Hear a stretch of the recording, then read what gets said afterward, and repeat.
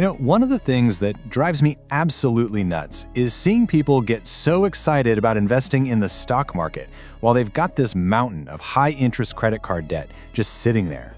It's like we're all wired to do things in the completely wrong order when it comes to money. So today, we're going to fix that, step by step. This is the perfect way to think about it, right? You can pour all the cash you want into your investment accounts. But if you're losing 22% to credit card interest on the other side, well, that bucket is never, ever gonna fill up. You're just working incredibly hard to stay in the exact same place.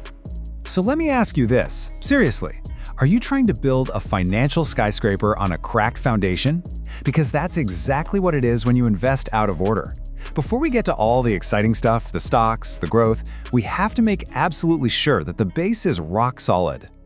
Okay, so this first section, this is all about the non-negotiables. These are the things you have to do, before you even think about buying a single share of anything. Getting this part right, well, that's what separates real, lasting wealth from a financial house of cards that could collapse at any moment. Let's start with a number that's, well, it's pretty shocking. A full 1/3 of Americans have no emergency fund. Nothing. And this isn't just some random statistic, It means that millions of families are just one bad day, one unexpected car repair, one medical bill away from a total financial tailspin. And for the people who do have some savings, the median amount is just $500.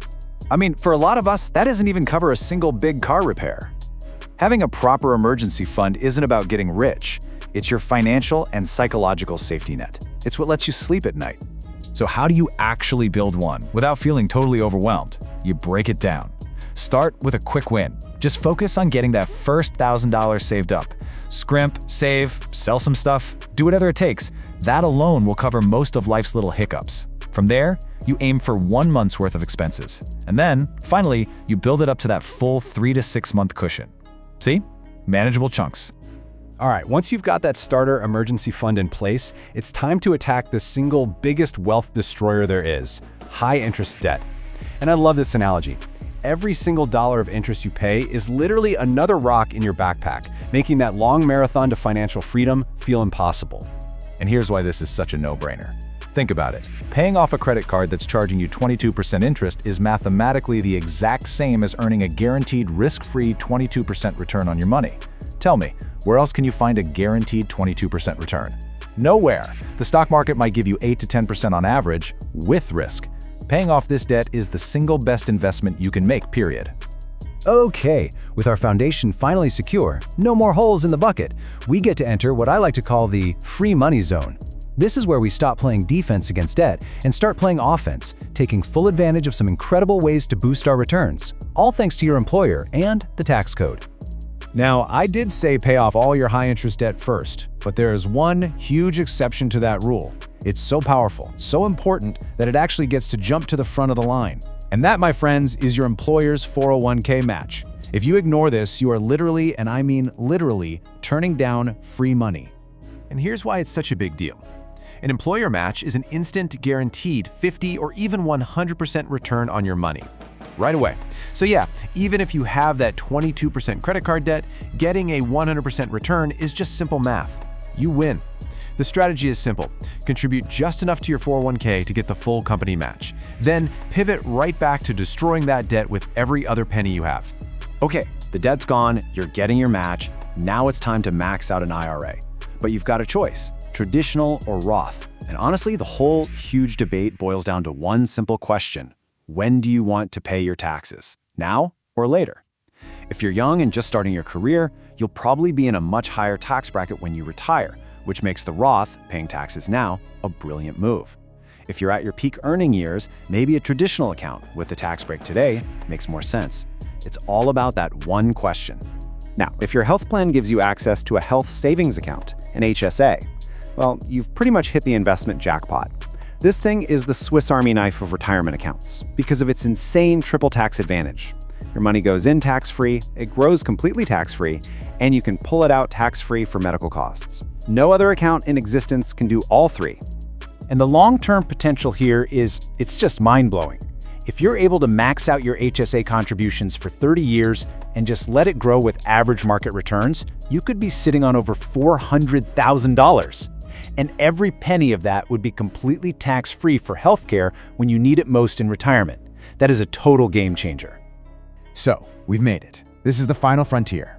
It is only after you have maxed out every single tax-advantaged account we've talked about. Your employer match, your IRA, your HSA, and then the rest of your 401k, only then do we finally arrive at the place where most people wanted to start, a regular taxable brokerage account. So why do we save this for last? Well, it's because of a sneaky little concept called tax drag. See, in a normal taxable account, every time you get a dividend, you pay tax. Every time you sell something for a profit, you pay tax. It's like you're trying to run a race, but every year, the government is throwing a little bit of sand in your shoes. It doesn't feel like much at first, but it slows you down year after year.